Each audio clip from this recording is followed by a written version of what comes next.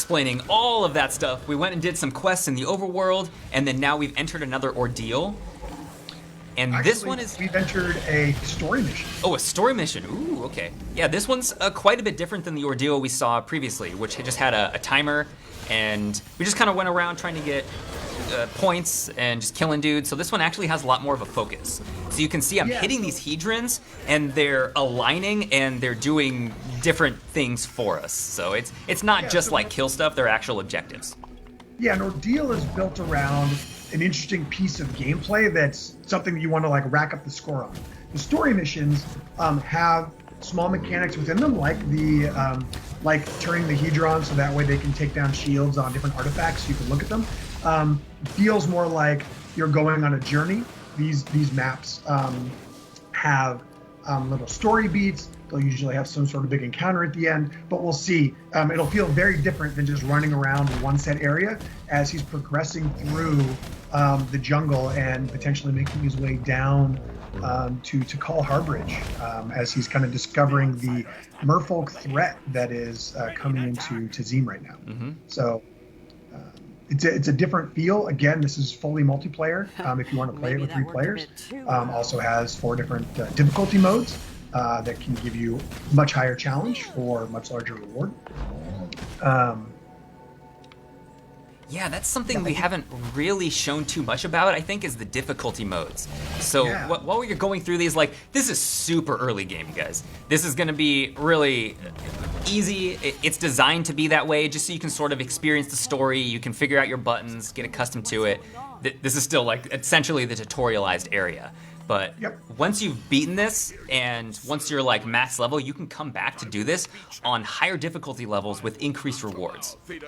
Yeah, in fact, so we have a normal mode, which is similar to what you're looking at here. Very accessible, anyone can play it, any skill level can enjoy it, if you just want to play through and kind of progress. But we also have a mode we call hard, which is available immediately, right? If you're playing and you're seeing what Jared's doing right now and you're like, boy, he's just kind of rolling through, you can immediately put it on hard, and it becomes a more different experience for sure. And so what we're doing with the difficulty modes, you're going to get the traditional additional health, additional damage, things like that from enemies. But remember I talked about that affixed enemy, that kind of glowing Grove Warden before? Those types of enemies always have a chance to spawn. And maybe one of them will have something called Death Touch, where if that enemy touches one of your summons, does any damage to them at all, they die immediately. So that kind of changes the way you play. Well, the higher level difficulty mode you go in, the more frequently those come up. So you might, in normal mode or even hard mode, you might see them one at a time. But then you might get into expert or master, where you're going to be seeing 2-3 different affixed enemies at a time coming out fairly frequently. That definitely changes the way that you're engaging in that mission and in that specific combat encounter. Awesome. So we're just going through smashing some faces here, and I've seen some questions about customization of characters. So yes, actually, I wanted to show that during this stream, but I think we're gonna save it until we're a little bit further in, and we'll probably be showing it on one of the later streams right before we enter into open beta. But yes, there's definitely character customization. Like, I'm using sort of a base model right now. I just changed the hair color to black, but you can change your hair, you can change your gender, you can change your skin color, and you can change your entire outfit. That's something on called the Tailor, and we have a blog about that too. So if you want more information on that, go to playmagiclegends.com, check that out.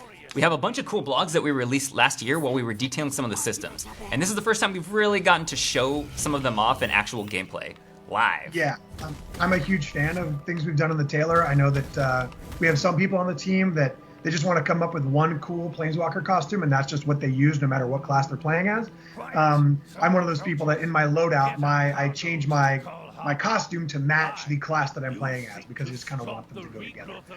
So the costume that you have saved is part of your loadout, including your deck and your artifacts and your equipment and everything like that. You also can change your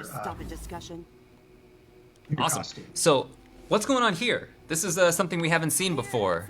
It's like an arena? So, what's this? Yeah, we're coming up on a mini boss fight. We're about halfway through this mission, maybe 3/4 way through this mission, and we're coming up on a mini boss fight. So what we do is, this is a spot where if your team got spread apart, or anything like that. This is where you kind of interact with this. It drops you in here, and then you're in this little arena until that fight is over. So we're going to be meeting someone that's shown up in the cards. We're going to be meeting Noyan Dar as a villain at the very end. And so the person that we're fighting here is a disciple of Noyan Dar. And so what we're looking at here is some water that's damaging you. So this is kind of damaging water that's mystical. And if you're standing on the island, you're safe. If you're standing in the water, you're taking a little damage over time. And so you want to come in here. You got to clear some ads out, and then you'll have Noyan Dar's disciple come out. And this is a nice way to warm you up for a boss arena that has similar mechanics, but just kind of ramped up. Excellent. And you can see how drastically the environment is starting to change, and also the enemy variety too. We're fighting a lot more of these merfolk, fighting some of these flyer dudes. And so even though we're still into Zeem, you can see the atmosphere and everything we're interacting with is changing pretty dramatically. And here's the disciple. So this is each plane and region of the plane has its own story going on. And so this is the second story mission. You didn't play the first because that was part of the kind of tutorialization process. And so you're kind of unfolding the mystery of what's going on. So yes, you're working your way down from the jungle all the way down to the coast. And so you're going to get some nice kind of visuals while you're doing it. And then of course, as you mentioned, the enemies will change as well. Yeah. So yes, again, this is a pre-alpha build. It didn't look like that disciple was totally awake yet. He hadn't had his tea like I have. So he just kind of stood there and took it, but I've seen him actually do stuff. Maybe we just womboed him too hard. But you know, it happens, it happens. It's a pre-alpha build. Yeah, but you can see you're getting these shots as you're getting down close to the water. It feels very Zendikar. Mm-hmm. With everything that we've built in here. Yeah, and we've got some live story unfolding in front of us. This is a trap too, actually. Here, I can stand. Oh, I didn't stand in it on time. My elite gamer skills prevented me from getting hit by this. But there are like little environmental things. See, I stood in that root trap, and it rooted me and also all of the summons here. See, I can't move. It's got like a little red X below your character to indicate that you are rooted. Yeah, so each region kind of has its own little mechanic to kind of randomize things. So Tazeem has these little roots because of the royal, these little roots that are coming alive and grabbing your feet. So Benali has things that are integrated with Thran metal. So each little region has something that's going on to make it feel a little bit different, add a little bit of randomness to the combat while you're playing. So the one for Tazeem, it feels pretty good. It adds a little something where you can trigger the trap and it takes a few seconds to pop off, and you can aggro some enemies into it, and then they can get trapped and give you a moment to take them out when they can't fight back. Oh, that's awesome. I didn't think about doing that. You can use the environmental traps against the enemies too. That's great. Yeah.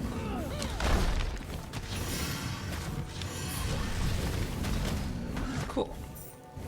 And while we're going through a version of the Green Warden that wasn't fixed, that wasn't powered up, and then we've got, first time we've seen this on here, we got a Sphinx. So this is the Sphinx is the elite for the Merfolk group, and so it's in there doing some work. It's got these fireballs. It does some buffs for its allies. It's a pretty cool looking creature. They did some good work on it. And of course, anything you fight as these creatures can also be a summon. So you can eventually find and collect that Sphinx card, either from drops or from playing missions, and drop it in your deck if you want to run a blue deck mana or any sort of blue deck. That's awesome. We made pretty quick work of him. We had all of our summons out and we had full mana, and I was able to just dump all my spells into him. Yeah, and again, we're playing on normal, which is super accessible for everybody.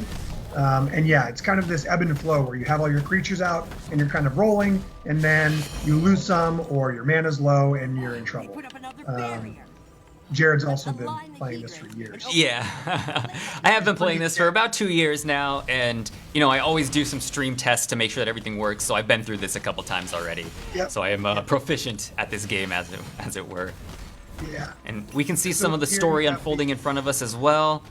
As we're just kind of running through, it's fully voiced, and you get the little dialogue at the bottom. See some popular characters in the MTG universe. Yeah, and so in this specific area, we're kind of ramping up that that hedron mechanic. You've got to point the hedrons at the water wall to kind of tear it down. Some of them have other hedrons in the way. You've got these enemies in the way, so you got some things to do so you can get that water wall down and continue your way down to Kal Bridge. Yep. And we've got the objective tracker in the top left. We've also got the map in the top right. Yep. So that's helping us sort of keep on track. And then also we have this diamond that's sort of in the top in the middle that points you towards your primary objective. Yep. Keep you heading the right way. Oh yeah, check this out. This is a pretty cool set piece here. So we're moving from the jungle down into the harbor. And the whole environment changes. Yeah, you're getting these great tide pools. Again, that whole third neighborhood of the overworld has this sort of theming and these enemy groups. So it feels great kind of traversing from all the way up the trees all the way down here. And all of our overworlds kind of have that similar flow. Awesome. So while we're coming up to the last boss, I think, oh, mysterious shipment. Sweet. Yeah, while we're coming up to the last boss, I think this is a good time to plug again that you can sign up for our closed alpha test. The keys are going out right after the stream, so now's basically your last chance if you're watching this live. Go to playmagiclegends.com. Be sure to sign up there. Also, we have tons of blogs and stuff if you want more information, and you can follow us on all of our social channels, basically everywhere at Be a Magic Legend. So that's Twitter and Facebook, and also our Discord. Our Discord is pretty active. We like to chat with all of you guys there, and we got a really fun community coming along, and we also have a Reddit. Yeah, this is great. Basically your last chance. We're almost at the end of the stream. Last chance to sign up because keys are going to be going out right after this. And then, of course, we have the open beta, which is going to be launching sometime in March, late March. And that'll be available for everybody. So if you don't get a key this time, you'll definitely be able to play come March. Definitely playing in the end of March. So now you're in a slightly larger arena. Noyan Dar has a shield on, blocking your fun, just like Blue does. And then you've got some enemies out here. You got to take down his shield, as you've been kind of learning throughout the mission. And then he's going to come out, and you have to deal with him. And so this is kind of an interesting spot, right? Because you kind of want to get your creatures out to help you, but your creatures might be standing in the water. And so, it becomes this battle of attrition as you're trying to work down his shield and then eventually take him out. Mm-hmm. Yeah, so this is a really cool fight because all the mechanics were introduced to us throughout this instance. And so we've seen all this stuff before. Except for that. That's new. That's a big circle that like bursts with this reef, and if you stand in that, it does a lot of damage. And so as a Geomancer, it's a little bit harder for us too, because you're starting to see these blue spells, right? So that coral that's getting shot up is coming from Noyan Dar. So he's behind his shield, spawning all these little coral like bombs that you need to try and avoid. So Jared needs to go through there and take out those last two hedrons. They'll get the laser beams, the hedron beams onto Noyan Dar's shield, and now he's out there so you can try and take him out. Excellent. So now we get to fight the boss proper. Yeah, and it's kind of tough as a Geomancer too, because I have to actually get into melee to do a good bulk of my damage. And all of the ground here is poisonous, so we gotta be really careful. And this guy's like CCing me and stunning me, and see, he's using his mechanics there. He teleported right into the water, of course, so I gotta see if I can stand on the side. Here, we can get a few of our summons going out. So he's teleporting around. You want to get your summons up, but he's going to be bouncing around the map, doing his damage. He's going to be bringing in adds. So it's pretty cool. But you're right. You generally want to try and stay at range of him and pepper him with ranged sorceries. But you're a melee class, and you've got melee sorceries. So this is something that you might not know the first time you play it, but when you're running through and either replaying for extra rewards or what have you, you're like, okay, this is the type of class and deck that I want to use for this specific mission.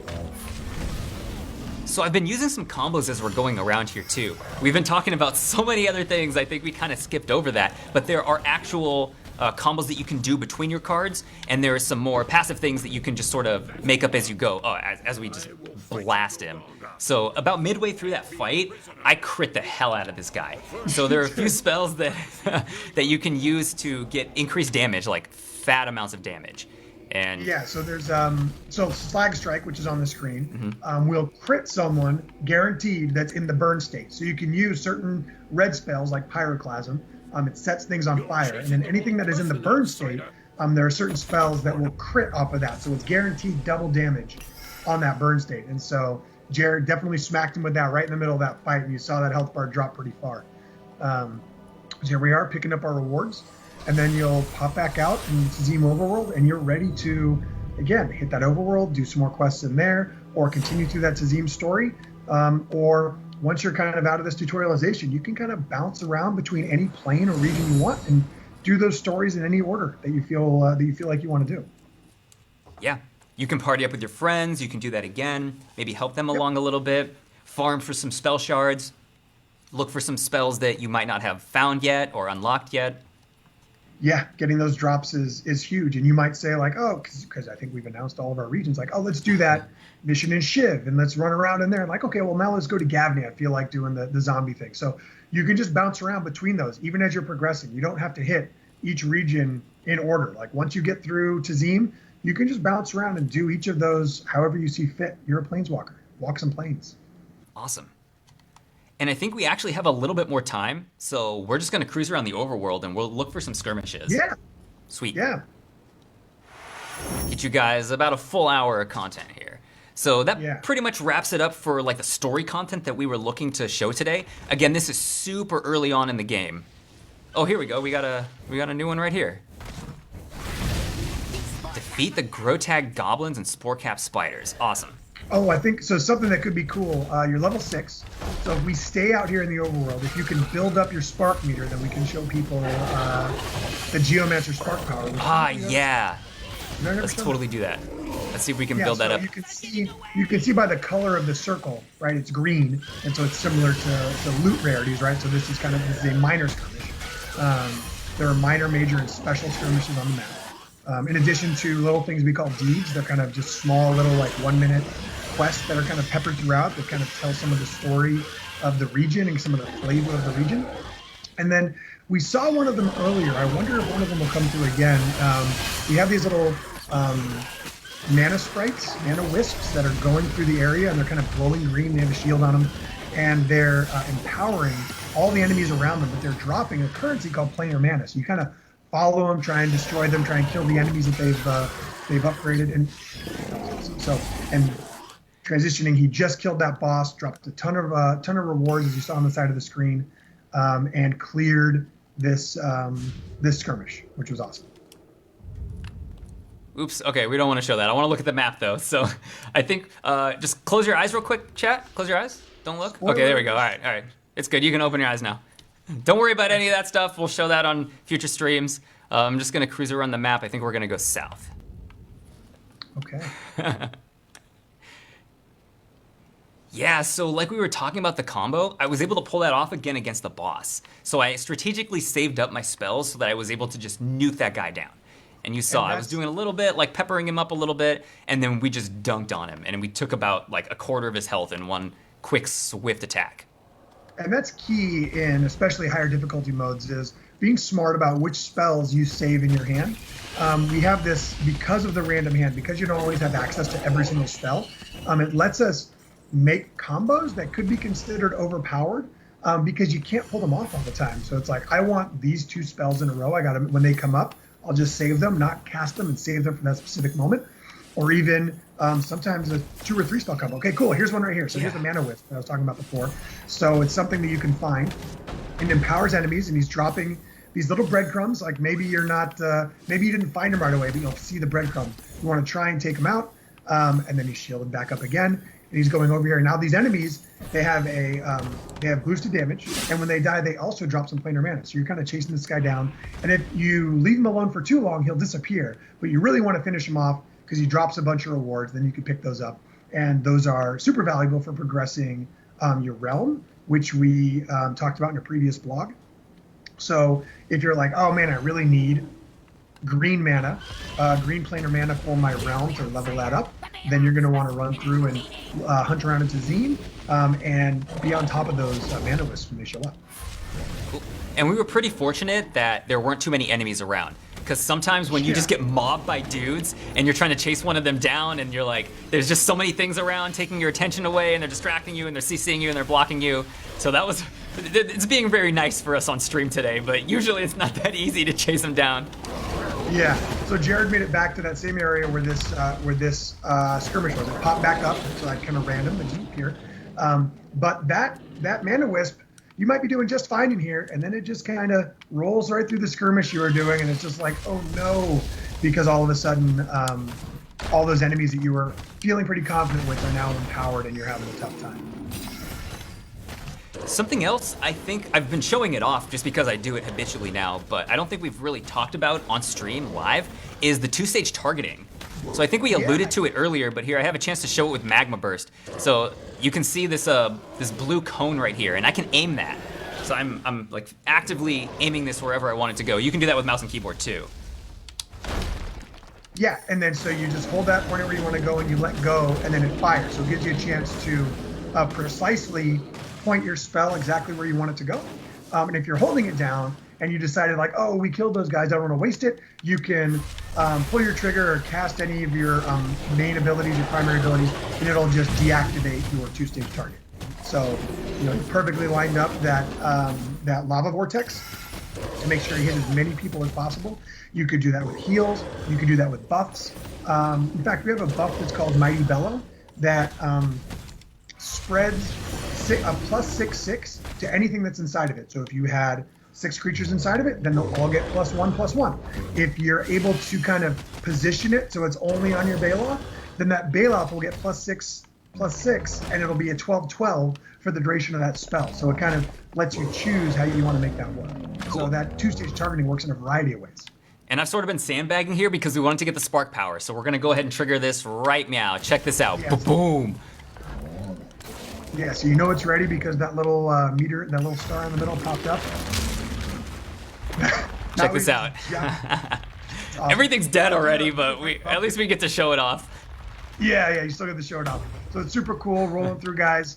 You can see it's burning down your spark power, but it just is a game changer when you're in the middle of some hairy stuff. So I'm glad we were able to show that off. I don't think anyone outside of the closed alphas has seen those before. Yeah, definitely. So that almost does it for us, and actually I've been saving another combo here, something that isn't a combo between the cards, but you can sort of make up your own things as you go, So I have Char here, which is on my A button, it's at the bottom. So I can use that to disengage, and then I can use my movement skill to get back in, like this.